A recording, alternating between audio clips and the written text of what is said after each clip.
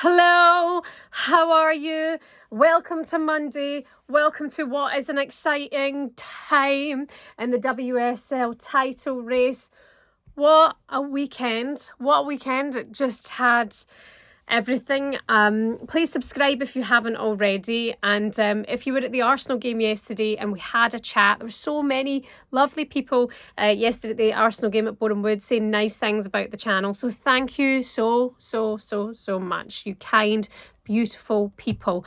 It's very, very sweet of you. And yesterday was outstanding, wasn't it? Let's just talk from an Arsenal perspective first, because going into this game, they knew they had to win if they still want to contend for the title. And actually, going into the game, I had knew that Katie McCabe was going to be playing despite getting that injury against Bayern Munich. And she was obviously still in a bit of pain with her foot. And she was like, I have to play. You know, it's a season-defining game. And I was like, that's the spirit, but don't overdo it. Don't further injure yourself, women. But at the same time, made me think, okay, this Arsenal team are so ready. They're so pumped. They're so good to go for what is next. Because when you see the squad dropping like flies, I mean, Kim Little, God knows, how long is she going to be out for? You know, what has happened there? What does this mean for them in the Champions League? What does this mean for them in the WSL title race? But yesterday's performance, especially in that second half, just went up a notch. Frida Maanum, take a bow. She has dug deep this season and really dug them out of holes. And that free kick, that left foot one from Katie makes me want to suck her big toes. Oh, I shouldn't have said that. But it truly was an incredible moment and makes me believe, gosh, it is well and truly on. Arsenal play Chelsea on the second last game of the season, is that right? So I think it will all come down to that, and you just never know what position they're going to be in at that moment in time. But it was a special day yesterday. I actually stayed at the end, and the kids and stuff were all going on the pitch. There were so many young children about, and it was just given that last day of the season type vibes, as if Arsenal had won the league. It kind of had this feeling in the air. And if you were there, I'm sure you'll agree with me. It was a lovely moment to enjoy. Credit to Manchester City, actually, going into that game yesterday. There were 16 league games unbeaten, which is so impressive. They play the best football, Manchester City. They are so good to watch. They're so tight. They're so compact. They're so together. They press so well. And Bunny Shaw, I salute you, Big Bunny. You are a machine. Our 16th goal of the season's yesterday as well. Keeping her well and truly at the top of the goal scoring charts. And then I thought in our house yesterday, I was like, okay, this could be a really exciting weekend. Perhaps Villa could do something to upset Chelsea and really throw things right up in the air. And it felt like going into that game there was an element of jeopardy for Chelsea last night. Of course, they were still missing Millie Bright, who I definitely think they have missed over these last couple of games. Also, let's just mention as well, just go back quickly, Caitlin Ford, she pulled up, didn't she, on Sunday as well, so fingers crossed she'll be okay. Going back to Chelsea, but I do think going into that game yesterday, there was a lot at stake for them. They'd been through it against Lyon on the Thursday. It's a short stop gap for a turnaround, and they were great. They were absolutely great. I watched the whole game last night in work, and they were very, very impressive. They nullified Rachel Daly. You know, she couldn't even get a sniff at points of the ball, and that is what Chelsea seem to do. They feel they hurt. They have a just a quick blip, and then that's it. Everyone there is for the taking.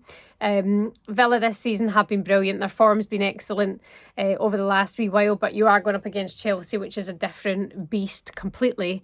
And you know what? I think the first goal maybe was a little bit. I would say it was a foul, and there you go. That's what you get at the end of it. But I do think that shouldn't have counted. To be fair, that could have impacted the game. You never know. But there you go. Chelsea move up to second. Still with that game in hand as well. Manchester United at the top. Manchester United just clinical against Brighton at the weekend. You know, the pitch was terrible, but you know, maybe that could have benefited Brighton to a certain extent.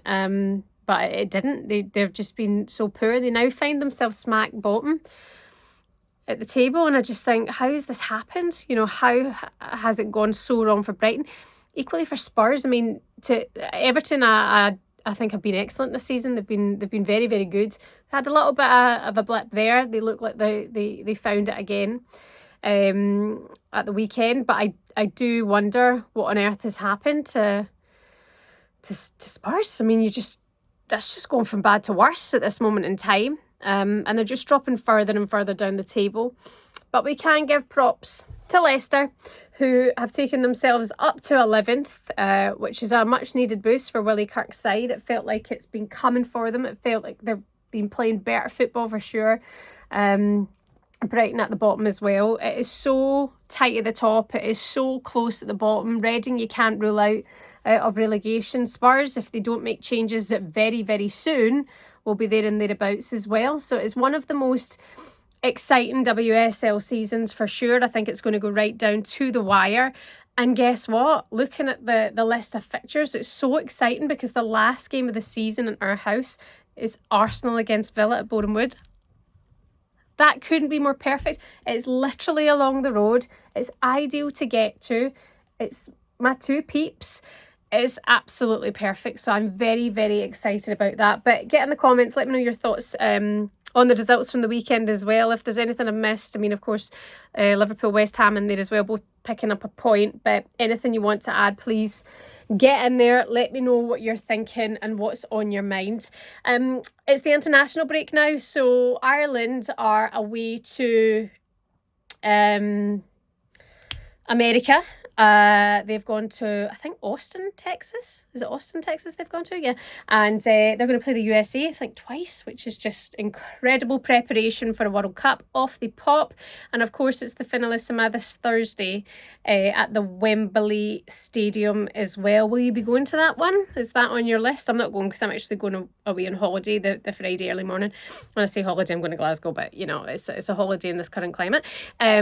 So yeah, we're going to go to that, but it should be an amazing game. And I'm just seeing just now on the news what's been happening with the changes of shorts for England women. And for so long, these conversations have been going around. I mean, it's certainly something Rusha and Katie have been talking about because Ireland, of course, wear white shorts as well. And there are a number of players, like as a woman, how many of you are women or men? We should never feel uncomfortable about this because it's the most natural thing ever. But when you are on, the last thing you're pulling on is white, okay? And a lot of these players can't structure their period around fixtures, all right? Because that is Mother Nature. She's going to pull rank anyway.